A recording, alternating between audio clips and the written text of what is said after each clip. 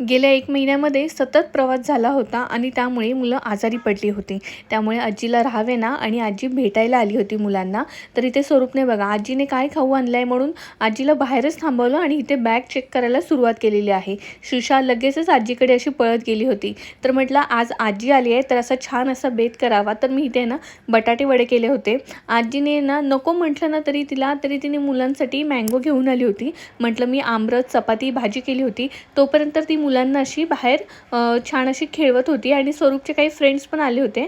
तर त्यानंतर जेवण झाल्यावरती मी सगळ्यांना जेवण वाढलं. तर स्वरूपचं पहिलं असतं जेवणामध्ये जर काकडी असेल ना तर तो काकडी कशाबरोबर देखील खातो. तर आता इथे तो सॉसबरोबर खातोय.